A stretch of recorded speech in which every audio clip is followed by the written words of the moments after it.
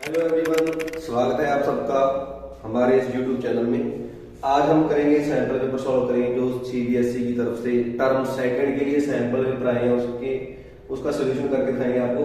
जो मैथ का basic paper है पहले वो सॉल्व करेंगे, इसके बाद हम स्टैंडर्ड वाला पेपर भी इसमें डाल देंगे।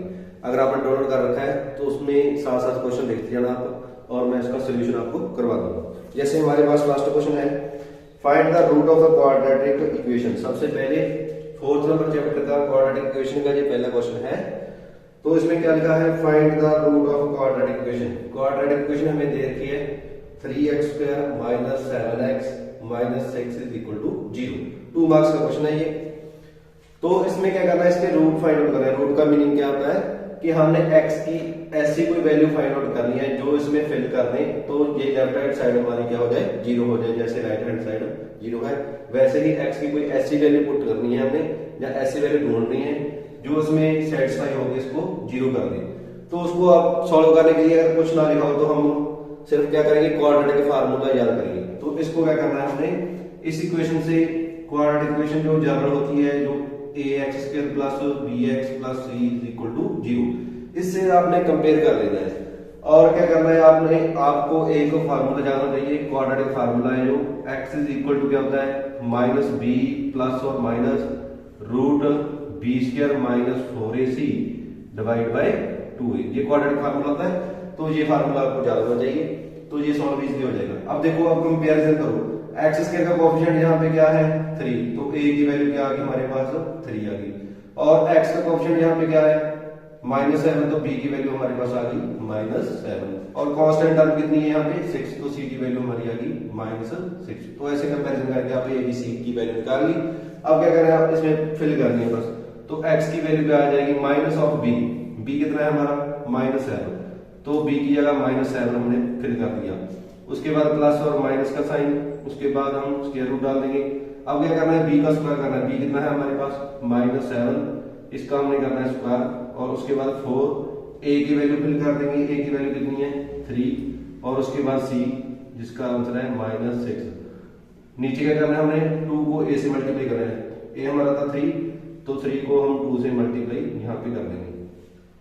तो इसको अगर सॉल्व करें तो क्या आ जाएगा, ये माइनस और माइनस मल्टीप्लाई हो गए तो क्या हो जाएगा, प्लस का 7 आ जाएगा। उसके बाद प्लस और माइनस यहाँ पे रूट डाल दो। अब 7 का स्क्वायर करें या -7 का स्क्वायर करें तो वो 49 ही आएगा, प्लस का आएगा। किसी भी माइनस टर्म का स्क्वायर हो जाए तो वो क्या होता है, प्लस का ही होता है। तो यहाँ पे आ जाएगा हमारा 49। और -1 ये माइनस है -6 और ये है -4, इसको मल्टीप्लाई करेंगे तो साइन तो आ जाएगा प्लस का। अब इसको हमने मल्टीप्लाई करना है, तो क्या कर देंगे, 6 4 24 को हमने करना है 3 से मल्टीप्लाई। 24 को हम 3 से मल्टीप्लाई करेंगे तो कितना आ जाएगा, यहाँ पे 2 और 72, तो यहाँ पे 72, 3 2 कितने होते हैं 6, तो यहाँ पे हम 6 ले देंगे। अब हो गया +7 प्लस माइनस। अब जाके क्या हो जाएंगे, प्लस हो जाएंगे, तो इसको प्लस करके क्या आ जाएगा हमारा आंसर 9 और 2 कितने हो गए 1 और 11 हो गए ना, ये 11 और वहां पे 1 कैरी आ जाएगा, तो ये हो जाएगा 12, तो नीचे आ गया हमारा 6। अब आपको पता होना चाहिए कि 121 है, उसका स्क्वायर रूट क्या होता है, जिसका स्क्वायर 121 आता है। जैसे हमें पता है कि 11 का स्क्वायर आता है 121, तो उसका स्क्वायर रूट क्या आ जाएगा 11। तो यहाँ पे +7 प्लस माइनस 11 / 6। अब ये प्लस माइनस का क्या फंडा है, इसके बारे में पढ़ेंगे। जो प्लस माइनस का फंडा क्या है, एक बार हमने प्लस का साइन लेके आंसर निकालना है, एक बार माइनस का। तो x की 2 वैल्यूज आएंगी, एक वैल्यू आएगी प्लस का 7 लेके, प्लस का 11 लेंगे, और दूसरी आएगी हमारी माइनस का 11 लेंगे। अब ये कितने हो गए, 7 और 11 ऐड हो गए तो 18 / 6 कैंसिल कर देंगे तो 3 आ गई वैल्यू। और ये वाले कितने आ जाएंगे, 11 में से 7 निकल गए तो -4 / 6, तो ये कट करके हमारा आ जाएगा -2/3। तो 2 रूट आ गए हमारे। तो ये हमारे रूट निकालने से जो x की वैल्यू की ये आ गई और एक पर ये आ गई, तो ऐसे हम रूट इसके निकाल सकते हैं। अगर कोई क्वेश्चन और स्टेटमेंट भी चेंज हो तो इस तरीके से हम क्वाड्रेटिक फार्मूले से ये वाला निकाल सकते हैं। ठीक है, नेक्स्ट क्वेश्चन करते हैं।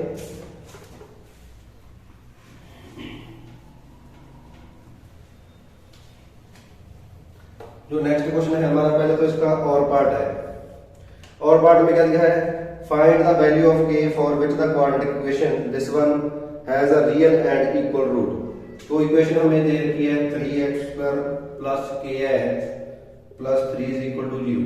हमने क्या करना है, के की वो वाली वैल्यू फाइंड आउट करनी है कि इस क्वाड्रेटिक इक्वेशन के हमारे पास क्या रूट आए, इक्वल और रियल रूट आए। तो एक कंडीशन आपको पता होनी चाहिए, जैसे हमने क्वाड्रेटिक फार्मूला लगाया था पहले, उसमें एक टर्म ये थी b² माइनस 4ac उसका रूट। क्लियर। अब अगर हम इसकी वैल्यू पॉजिटिव आ जाए, अगर इसकी वैल्यू कोई पॉजिटिव है, जैसे कोई भी नंबर मान लो x है, तो x का रूट तो कोई ना कोई नंबर होगा, अगर नहीं भी हुआ तो रूट हम x लिखेंगे। तो है तो वो रियल नंबर है ना, वो इरेशनल नंबर हो जाएगा। और क्या है, या तो रैशनल नंबर आएगा या इरेशनल नंबर आएगा, तो रियल में आएगा ना अगर पॉजिटिव वैल्यू है। अगर ये इसकी वैल्यू 0 आ जाए तो 0 का रूट क्या होता है, 0। तो हमारा फार्मूला था प्लस माइनस, यहाँ पे क्या आ जाएगा 0 डिवाइड बाई 2a।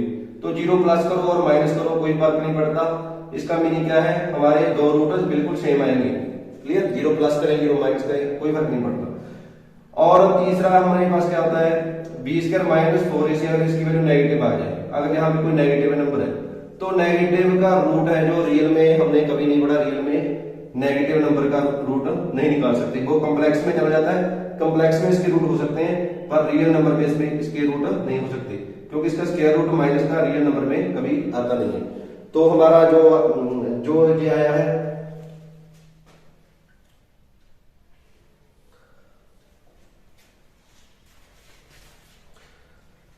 तो इसमें क्या करना है, हमने के की वैल्यू निकालनी है। के की वैल्यू किसके लिए निकालनी है कि रियल रूट आए और इक्वल आए। अभी आपको बताया था इक्वल रूट कब आएंगे, जब 0 का रूट आएगा, मींस जब b² माइनस 4ac की वैल्यू क्या आएगी हमारे पास 0। तो उसके लिए हमें के वैल्यू निकालनी है। जब b² माइनस 4ac है हमारा 0 आ जाएगा, 0 का स्क्वायर रूट 0 आ जाएगा, और फर्स्ट जो माइनस b/2a था वही हमारा आंसर आएंगे, दो आंसर। क्लियर। अब हमने क्या करना है, इसमें इसको फिल कर देना है। अब आप जैसे पहले कंपेयर किया था ax² plus bx plus c, वैसे ही क्या कर देंगे, इसको कंपेयर कर देंगे। b की वैल्यू कितनी आ गई इसमें देखें तो k आ गई, यहाँ पे k पुट कर देंगे, -4। a की जगह कितनी आ गई 3, यहाँ पे 3 पुट कर देंगे। c की जगह कितना है 3, ये भी पुट कर देंगे और इक्वल टू 0 रख देंगे। तो ये क्या हो गया k का स्क्वायर। अब इसको कर देंगे हम मल्टीप्लाई। क्लियर। जो मल्टीप्लाई करेंगे तो कितना आ जाएगा जी 36 इक्वल टू 0। अब 36 जहां पे प्लस माइनस का है वहां पे जाके क्या हो जाएगा, उस तरफ जाके प्लस का हो गया, और 0 से प्लस करें कोई फर्क नहीं पड़ता। अब ये स्क्वायर है और वहां पे क्या कर देंगे, उसका स्क्वायर रूट करके यहाँ पे प्लस और माइनस लिख देंगे। तो 36 का रूट क्या होता है हमें पता है 6 होता है, तो प्लस और माइनस का 6 हमारा आंसर आ गया। तो आप ये याद रखना है कि रियल और इक्वल रूट कब होते हैं, जब डिस्क्रिमिनेंट, इसको हम डिस्क्रिमिनेंट बोलते हैं, डिस्क्रिमिनेंट की वैल्यू होती है b² माइनस 4ac। जब डिस्क्रिमिनेंट 0 होगा तो इक्वल रूट आएंगे, अब जब डिस्क्रिमिनेंट पॉजिटिव होगा तो अलग अलग रूट आएंगे रियल में, और जब डिस्क्रिमिनेंट की वैल्यू नेगेटिव आ गई, इसकी वैल्यू नेगेटिव आए, तो हमें रियल नंबर में कोई रूट पॉसिबल नहीं होता। ठीक है, क्लियर हो गया। अब नेक्स्ट क्वेश्चन करते हैं, सेकंड क्वेश्चन आपका।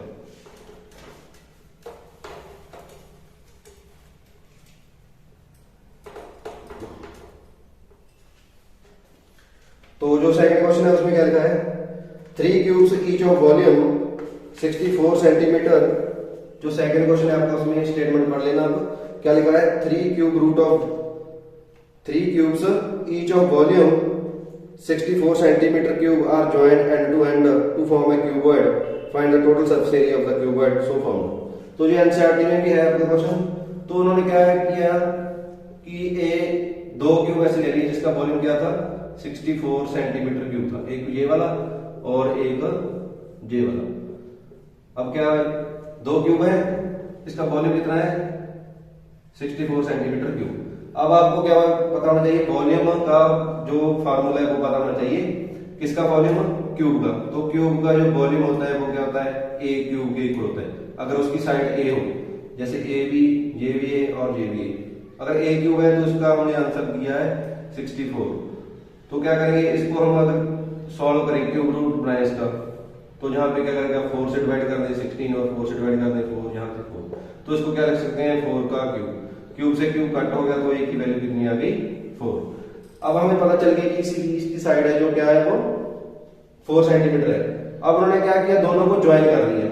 अगर ज्वाइन कर दें हम तो कैसी शेप बन जाएगी देखना, अगर हम ज्वाइन करेंगे तो ऐसी शेप बन जाएगी, इस तरह की एक शेप बन जाएगी अगर दो क्यूब ज्वाइन करें, ये फर्स्ट वाला क्यूब और ये सेकंड वाला क्यूब। अब हमने निकाला था कि फर्स्ट क्यूब है जो उसकी भी साइड कितनी है 4 और दूसरे की साइड भी कितनी है 4, और इसकी हाइट कितनी है वो तो पता ही है 4 है, और इसकी ब्रेथ भी कितनी है 4। अब जे 4 + 4 पूरी साइड कितनी होगी क्यूबॉइड की 8 होगी। तो मीन्स हमारी एल की वैल्यू कितनी आ गई 8, बी की वैल्यू कितनी आ गई ये वाली 4, और एच की वैल्यू क्या है हमारे पास 4। अब हमने निकालना क्या है उसका सरफेस एरिया निकालना है। तो सरफेस एरिया का फार्मूला क्यूबॉइड का आपको पता होना चाहिए, नहीं पता तो एक बार हम देख लेते हैं। तो उसमें क्या होता है ये वाले साइड और ये वाले साइड का एरिया आ जाएगा, उस तरफ जो लास्ट में उसका और पहले वाले का ऊपर वाले का और नीचे वाली दो जो 6 सरफेस है उसका जो एरिया इसमें इन्वॉल्व होगा।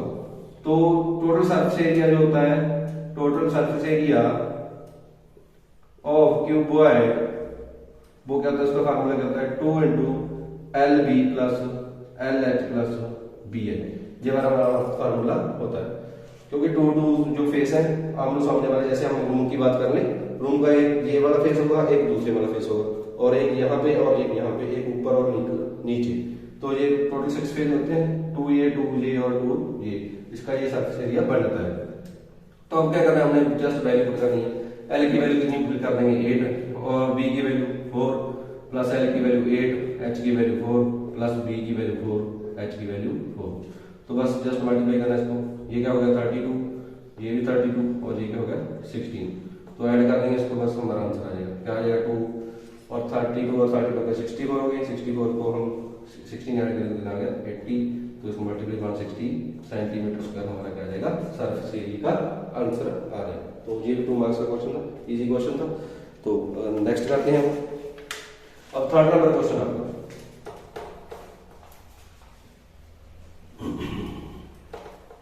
तो हम थर्ड नंबर क्वेश्चन करते हैं। इसमें क्या करना है आपको मीडियन निकालनी है, क्लियर।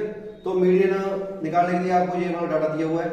तो मीडियन का आपको फार्मूला पता होना चाहिए, क्या होता है मीडियन का फार्मूला होता है L प्लस यहाँ पे N/2 minus CF divide by F multiply क्या होता है H होता है। तो सबसे पहले आपको CF बनानी पड़ेगी, कम्युलेटिव फ्रीक्वेंसी। तो कम्युलेटिव फ्रीक्वेंसी क्या होती है, जहां लेस देन टाइप बोलो कि हमने इस डाटा को क्या कन्वर्ट करना है लेस देन टाइप में कन्वर्ट करना है। लेस देन टाइप का मीन कि 20 से कम स्कोर बनाने वाले स्टूडेंट कितने हैं हमें पता है 4। अगर हम निकालें 40 से कम स्कोर बनाने वाले कितने हैं, कि 40 से कम स्कोर बनाने वाले ये भी तो 40 से कम ही बना रहे हैं और ये भी 40 से कम ही बना रहे हैं, तो दोनों को ऐड कर देंगे, यहाँ पे 10 आ जाएगा।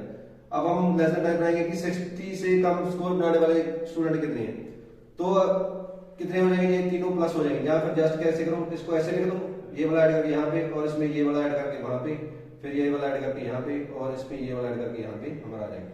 जो ये वाला आंसर आता होता है वही ये होता है कि ये टोटल फ्रीक्वेंसी का सम होता है, n की वैल्यू होती है।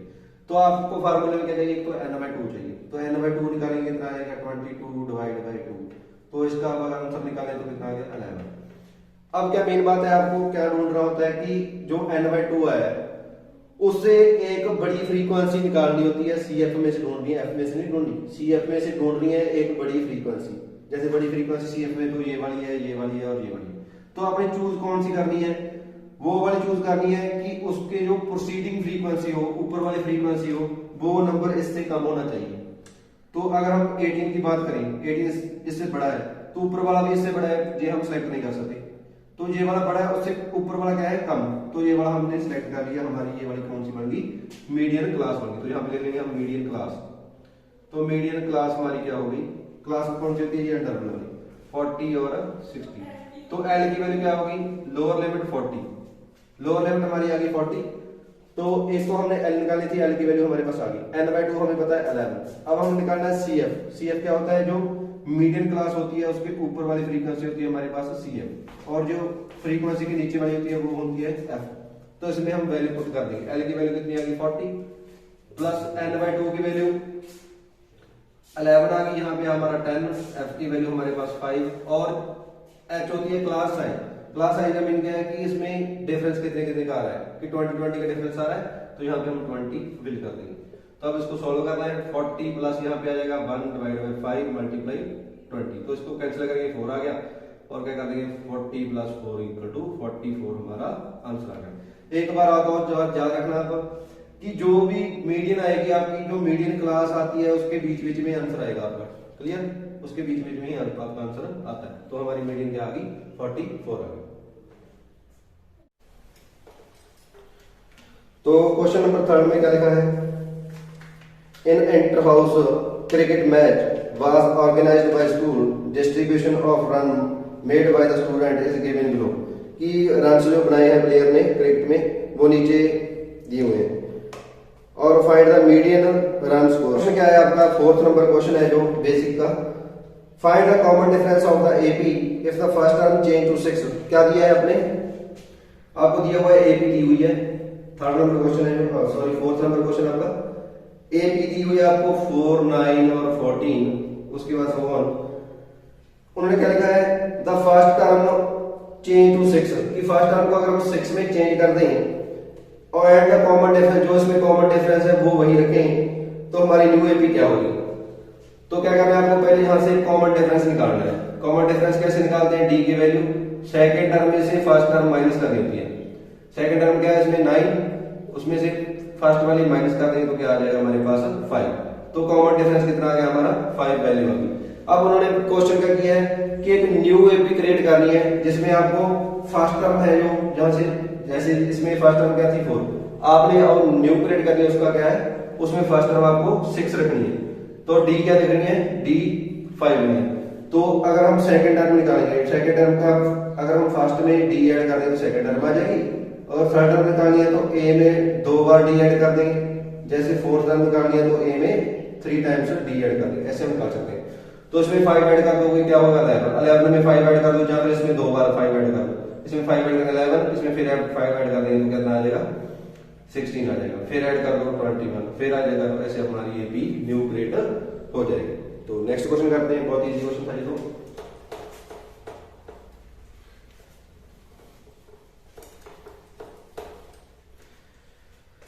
तो नेक्स्ट क्वेश्चन आपको 5th दिया हुआ है। उन्होंने बोला गया था mode of the following frequency distribution is 38। तो आपको क्या दिया हुआ है, मोड दिया हुआ है 38। मोड की वैल्यू दे रखी है आपको 38। क्लियर। आपको क्या करना है, एक्स की वैल्यू फाइंड आउट करनी है। तो क्लास इंटरवल यहां पे बना लो आप, क्लास इंटरवल, यहां पे क्लास इंटरवल है और यहां पे हमारी फ्रीक्वेंसी है।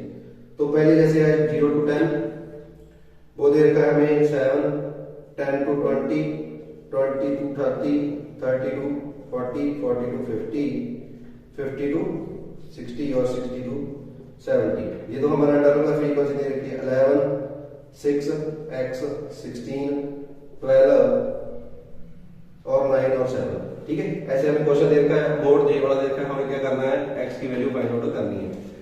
तो आपको पता होना चाहिए मोड कैसे निकालते हैं। सबसे पहले तो मोड की वैल्यू निकालने के लिए हमें क्या करना होता है, मोड क्लास को फाइंड आउट करना होता है। पहले तो मोड क्लास, मोड का मीनिंग क्या होता है, वैसे मोड का मीनिंग होता है जो हाईएस्ट टाइम ऑफ फ्रीक्वेंसी जो अकर करती है। जैसे हमें वैसे बात करें, अगर कोई फ्रीक्वेंसी डाटा ऐसे दिया हो 2, 4, 2, 4, 9, 3, 4, 5 ऐसे दिया हो, तो इसमें लार्जेस्ट टाइम कौन सा है, 4 है ना, तो इसका मोड 4 होता है।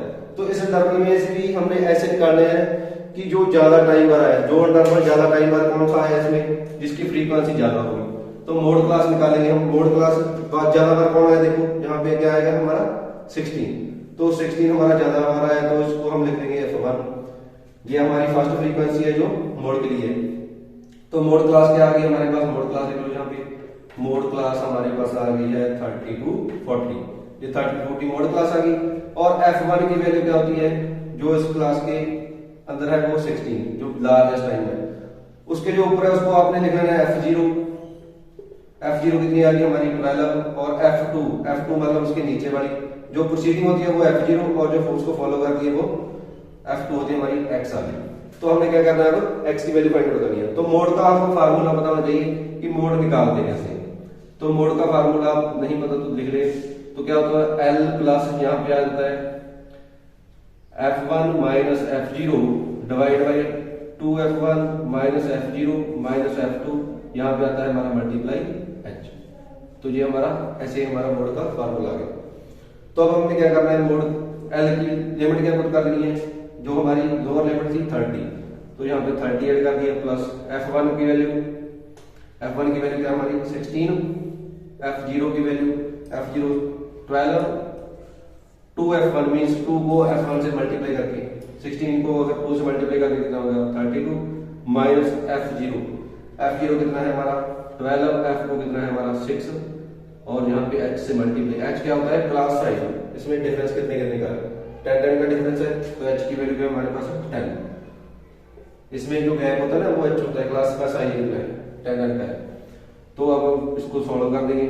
जो हमें दिया हुआ है मोड की तो वैल्यू दे रखी है, तो यहाँ पे तो आ जाएगा 38, यहाँ पे भी आ जाएगा 38। लेफ्ट साइड में हम मोड की वैल्यू पुट करेंगे 38 दिया हुआ। तो अब इसको करेंगे सॉल्व। इसको सॉल्व करेंगे 16 में से 12 गए तो 4 आ गया। इस दोनों को माइनस कर देंगे, जहां पे 20 माइनस x मल्टीप्लाई क्या हो जाएगा? 10। अब क्या करना है, इसको बस जस्ट हमें सॉल्व करना है। तो एक बार इसको रब कर लेते हैं। तो हमारा क्या आ जाएगा? अब 30 यहाँ पे प्लस का है, यहाँ पे आ जाएगा माइनस का। तो 38 माइनस हो जाएगा 30 equal to 4 divide by 20 minus x, और यहाँ पे 10 हमारे पास मल्टीप्लाई में पड़ा है। तो इसका क्या करेंगे? माइनस करके 8 आ गया। तो ये वाला काउंट क्या हो गया? 40 डिवाइड बाई 20 माइनस x। अब वो क्या करेंगे? क्रॉस मल्टीप्लाई, इसको यहाँ पे और इसको यहाँ पे। 8 into 20 minus x equal to 40 multiply 1। अब 8 यहाँ पे मल्टीप्लाई में, वहां पे जाके क्या हो जाएगा? डिवाइड में 20 minus x equal to 40 divide by 8, cancel करके जाएगा 5। मीन्स 20 माइनस एक्स कितना आ गया हमारा? 5। और x की वैल्यू कहाँ कितनी आ जाएगी? ये 20 वहां पे जाके माइनस, तो माइनस एक्स इक्वल टू ये वाला आ गया, और x की वैल्यू कितनी आ गई हमारे पास? 15 आ जाएगी। क्लियर हो गया होगा आपको? और नेक्स्ट क्वेश्चन करते हैं।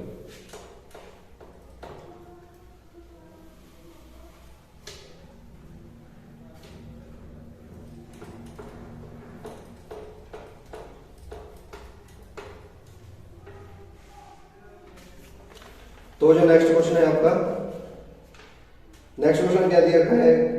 6 number question, X Y and M N R the tangent drawn at the end point of the diameter DE of a circle with center O. Prove that XY parallel to MN।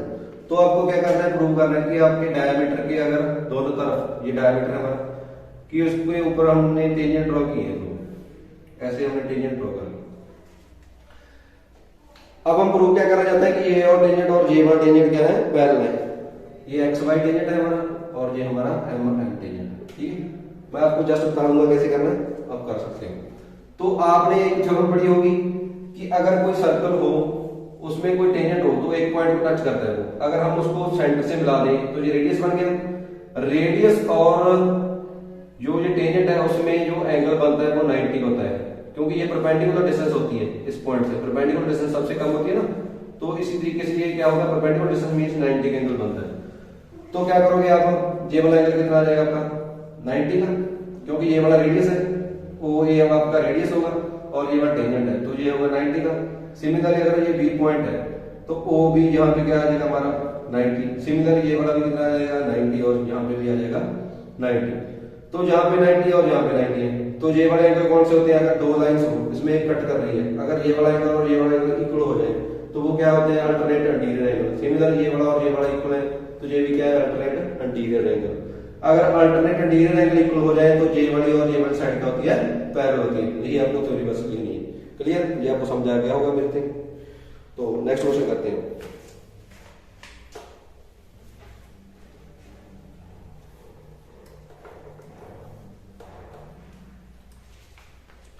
तो next page पे आप, और एक इसमें और part भी दिया हुआ है। और पार्ट में क्या है? एक फिगर दी हुई है आपको ऐसे, उसके आसपास क्या है? एक आपको पार्ट लेकर दे रखी है ऐसे, सर्कल के पास आप, सर्कल के आसपास क्या दिया है? एक पार्ट लेकर दे रखी है। तो ये टेंजेंट हो गई। अब हमारे पास ए और बी और सी और डी। तो आपको वैल्यूज क्या दे रखी है? ए बी की वैल्यू 6 दे रखी है, बी सी की वैल्यू क्या दे रखी है? 7, सी डी की वैल्यू क्या दे रखी है? 4, और हमने क्या करना है? ए डी हमने निकालनी है, वो उसको हम एक्सलेट कर लेंगे। तो अब आपको पता होगा कि एनसीईआरटी में हमने किया था कि अगर ये टेंजेंट हो तो इसकी ऑपोजिट साइड का सम क्या होता है? A B plus D C. Opposite side का सम दूसरी ऑपोजिट साइड के सम के इक्वल होता है, तो A D plus B C. Clear? ये वाली आपने थ्योरम पढ़ी होगी। ठीक है, आपके एनसीईआरटी में है। इसका सम और इसका सम, ऑपोजिट साइड का सम, इन दोनों ऑपोजिट साइड के सम के इक्वल होता है। बस पहले पुट करनी है अपने। ए बी की वैल्यू कितनी है? 6, डी सी की वैल्यू 4 इक्वल टू 7 प्लस क्या आ जाएगा? x। तो ये कितना होगा? 10 is equal to 7 plus x। तो x की वैल्यू कितनी आ जाएगी? 3 आ जाएगी। 10 में 7 माइनस क्लियर। तो नेक्स्ट क्वेश्चन,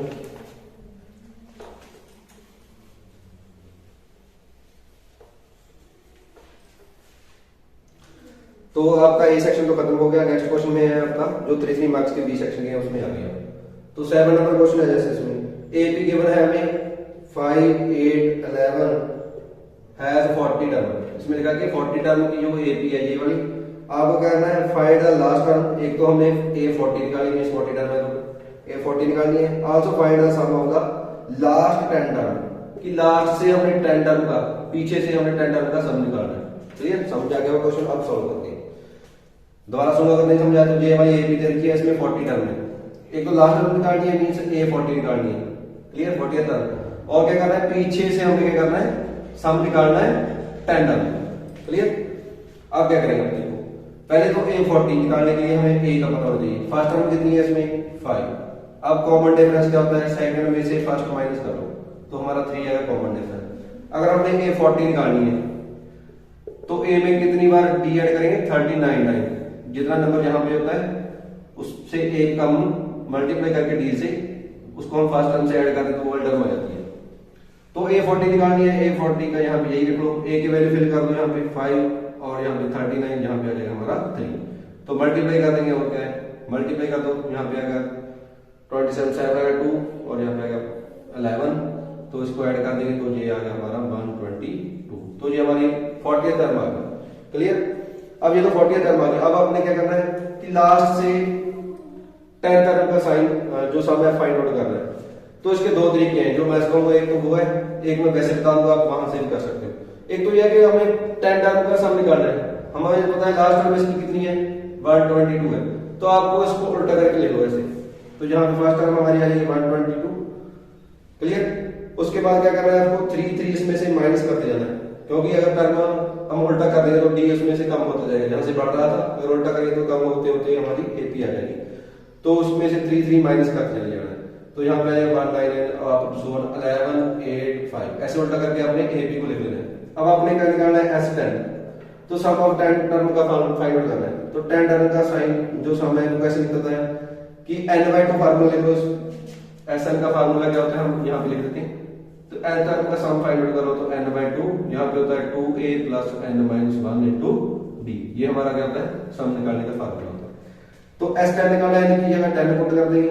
10 टर्म का सम है 2a, a मींस 122 क्योंकि हमने उल्टा करके लिख दिया, प्लस n-1 मींस 10 - 1 कितना आ जाएगा 9। d की वैल्यू -3 क्योंकि हमने उल्टा करके लिखी है, d की वैल्यू -3 है। ठीक है, ये कंफर्म कर रहे हैं। तो इसको कैंसिल कर दो, 5 आ गए। इसको मल्टीप्लाई कर दो 4 4 2, इसको हम कर देंगे 27 माइनस का हो जाएगा, तो इसको माइनस कर देंगे। अब माइनस करेंगे तो यहाँ पे आएगा 7 और 1 और 2, इसको हम जस्ट मल्टीप्लाई करने आपका आंसर आ जाएगा। जैसे आ गया 5 और 8 और 10, तो ये आपका आंसर आ जाएगा। क्लियर होगा आपको। तो नेक्स्ट क्वेश्चन करते हैं।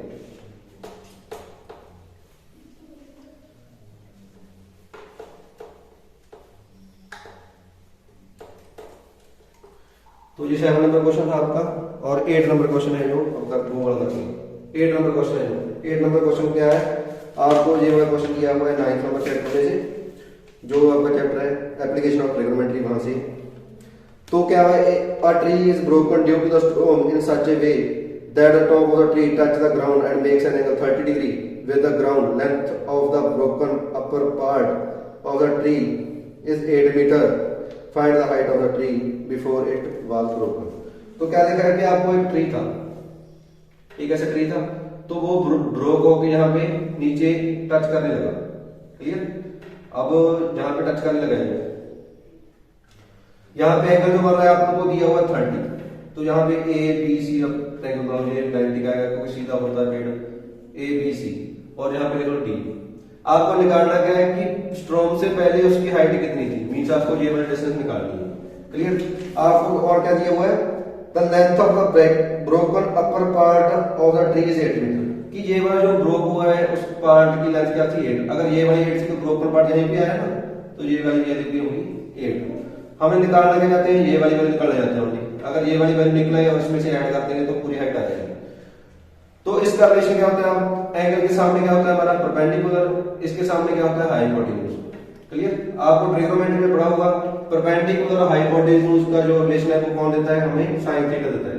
तो साइन थीटा की वैल्यू क्या आ जाएगी इस ट्रायंगल में से? इन ट्रायंगल ABC, अगर ABC ट्रायंगल में बात करें हम तो साइन थीटा की वैल्यू क्या आएगी हमारे पास? BC divide by AC means जो होता है परपेंडिकुलर डिवाइड बाय हाइपोटेन्यूज। तो साइन थीटा, थीटा किसी वाला एंगल, एंगल कितना दे रखा है आपको? 30। तो यहां पे 30 फिल कर देंगे। BC कितनी है हमारी? ये वाली हमने निकालनी है, यहां पे हम PE रख लेंगे।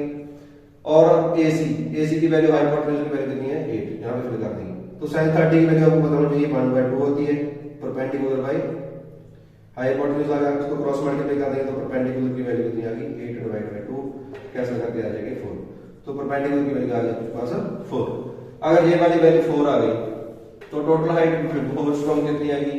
वो है BD आएगी। BD क्या है? DC plus BC। तो DC की वैल्यू 8 थी, यहाँ पे 4 फिल कर देंगे तो 12 मीटर आपकी जो टोटल हाइट आ जाएगी ट्री की जो बिफोर स्टोन थी। क्लियर? तो नेक्स्ट क्वेश्चन करते हैं।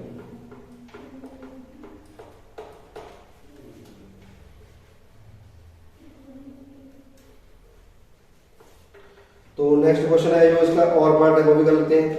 उसमें क्या देखा है? 2 पोल ऑफ इक्वल हाइट। इसमें क्या देखा है? 2 पोल दे रखे हैं इक्वल हाइट के। तो अगर आप सपोज करो इसको यहाँ पे H और यहाँ पे H, ग्राउंड के दोनों तरफ पोल लगे हुए हैं और रोड के दोनों तरफ पोल लगे हुए हैं। इसकी जो टोटल लेंथ दी है हमें दे दी है 80।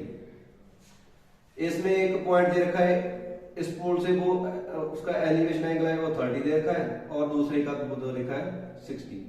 आपको क्या निकालना है? ये वाली डिस्टेंस निकालनी है दोनों। अगर हम इसको एक्सलेट कर लें तो ये कितना आ जाएगा? 80 माइनस x, ये वाला डिस्टेंस। क्लियर? इसको ABC ट्रायंगल में लिख लो, ABC, यहां पे लिख लो D और E। हमें गिवन क्या दे रखा है कि AE इक्वल टू दे रखा है CD की पोल की हाइट इक्वल है, उसको हमने h मान लिया। क्लियर? अब हमने लेट कर लिया, लेट कर लो AB की वैल्यू x।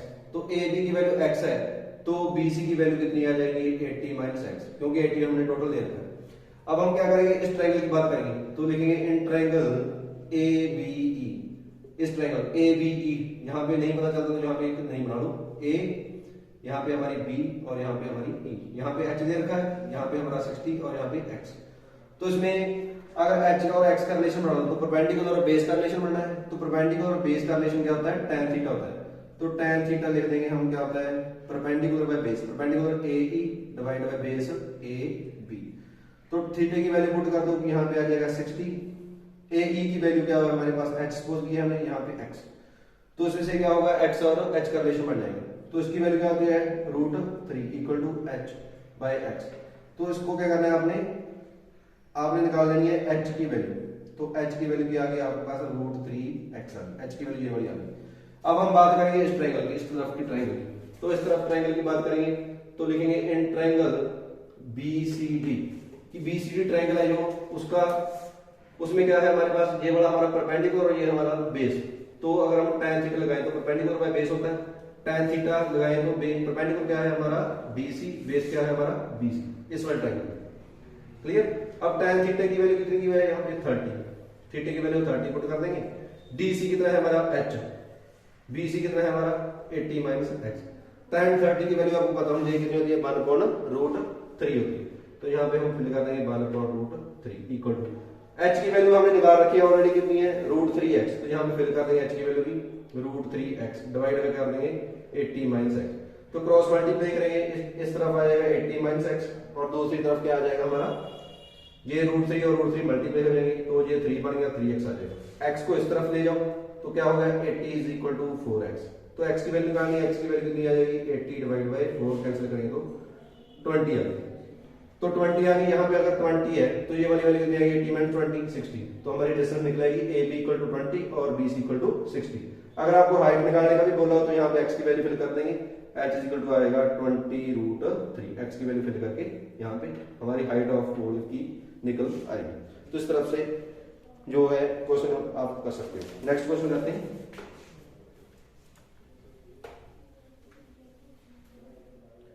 तो अब हम क्वेश्चन जो है सेक्शन बी का क्वेश्चन नंबर 9 उसको सॉल्व करते हैं। उसमें क्या दे रखा है आपको? एक सर्कल और उसमें 2 टेंजेंट दे रखे हैं ऐसे। आपको क्या करना है? कॉमन टेंजेंट जो कॉमन कॉर्ड है उसका हमने लेंथ फाइंड आउट करनी है। ये वाला एंगल हमने दे रखा है 60 का और ये रखी है 6। तो अगर हम बात करें कि इसको हम परपेंडिकुलर बाइसेक्टर ड्रॉ करें यहाँ से, अगर हम परपेंडिकुलर बाइसेक्टर ड्रॉ कर लें यहाँ से, तो ये अगर एक तो ये है कि जो एक्सटर्नल पॉइंट है उससे अगर हम दो टेंजेंट ड्रॉ करें तो उसकी लेंथ होती है इक्वल, ये वाली इक्वल होगी। अगर हमने ये परपेंडिकुलर ड्रॉ कर लिया, अगर परपेंडिकुलर ड्रॉ कर लिया वो इसको बाइसेक्ट भी करेगा इस लाइन को, तो ये वाली लेंथ और ये वाली लेंथ क्या आएगी हमारे पास इक्वल आ जाएगी। क्लियर। अब इसकी बात करें और जे वाला ट्रायंगल और जे वाला ट्रायंगल क्या होगी, कॉन्ग्रुएंट होगी, तो जे वाला एंगल भी क्या होगा हमारा, ये वाला एंगल भी हमारा बाइसेक्ट हो जाएगा 30 और 30 का रहेगा। क्लियर। अब हमने निकालना क्या है, पूरी लेंथ निकालनी है, तो इसमें हम क्या करेंगे, ट्रिग्नोमेट्री यूज कर लेंगे। ऊपर वाले ट्रायंगल देखोगे तो ऐसे ट्रायंगल बन रही है, ये वाला हमारा 30 है, ये 6 है और ये वाला हमारा 90 है। हमने निकालना क्या है, ये वाली लेंथ निकालनी है। अगर हम इसको एक्स सेलेक्ट करें तो क्या है, ये हमारा परपेंडिकुलर, ये हमारा हाइपोटेन्यूज। इसमें क्या हम सेलेक्ट कर सकते हैं, साइन थीटा लगा सकते हैं। परपेंडिकुलर और हाइपोटेन्यूज का रिलेशन बनता है साइन थीटा, तो साइन थीटा की वैल्यू क्या होती है हमारे पास, परपेंडिकुलर बाय हाइपोटेन्यूज। थीटा हमें पता है 30 का है, तो यहाँ पे हम 30 फिल कर देंगे। परपेंडिकुलर कितना है, x हमें निकालना है, h की वैल्यू मींस हाइपोटेन्यूज की वैल्यू 6 है, तो इसकी वैल्यू 1.2 आ गई और यहाँ पे x/6 आ गई। क्रॉस मल्टीप्लाई करेंगे तो कितना आएगा x/2, तो कैंसिल करेंगे तो 3 आ गई। अगर ये वाली वैल्यू 3 आ गई तो सिमिलरली ये वाली वैल्यू कितनी आएगी हमारी 3। तो ये टोटल लेंथ जो कॉर्ड की है ए बी, अगर बोले हम ए बी की टोटल लेंथ क्या आ जाएगी हमारे पास 6 सेंटीमीटर आ जाएगी। क्लियर। एक तो ये मेथड है, और वैसे भी आपको पता है कि ये इक्वल ट्रायंगल बन जाएगी, ये 6 है और ये 6 है, टोटल एंगल 60 का है, तो कोई ट्रायंगल अगर 6 की है और कोई सेम साइड हो और उसमें एंगल 60 का बना हो तो दूसरे एंगल भी 60 के बनेंगे और वो भी एक साइड का है सेम, अगर 7 होती तो 7 आ जाता। क्लियर। तो ऐसे आप इस क्वेश्चन को भी कर सकते हैं, अगर ट्रिग्नोमेट्री यूज करें तो ट्रिग्नोमेट्री आप यूज कर सकते हैं।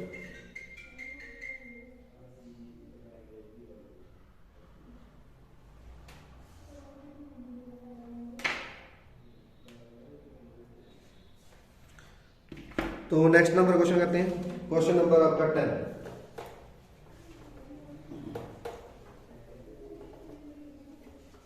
तो जो क्वेश्चन नंबर 10 है, 10 में क्या देखा है, the sum of the square of the 3 consecutive number that are consecutive multiple of 5 is 725।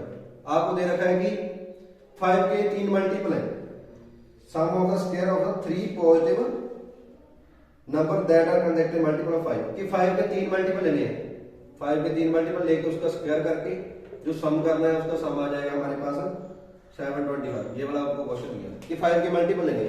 अगर हम सपोज कर लें कि 5 का मल्टीपल फर्स्ट है 5x, 5 का मल्टीपल है, अब दूसरा कंसेक्टिव है, तो जैसे हम 5 के मल्टीपल लेंगे, फर्स्ट अगर 10 हो तो उसके बाद क्या आ जाएगा, उसके बाद 50, उसके बाद क्या आ जाएगा 20, तो 5 5 ऐड करके ना, अगर फर्स्ट नंबर में जिसमें 5 5 ऐड करते हैं तो कंसेक्टिव मींस साथ साथ वाले उसके लगातार, तो लगातार वाले ये बन जाएंगे। अगर हम फर्स्ट को 5x लेट कर लें, फर्स्ट मल्टीपल हमने ये वाला लेट कर लिया, सेकंड जो करेंगे तो उसमें 5x में 5 प्लस हो जाएगा, थर्ड करेंगे तो 5x में 10 प्लस हो जाएगा। क्लियर।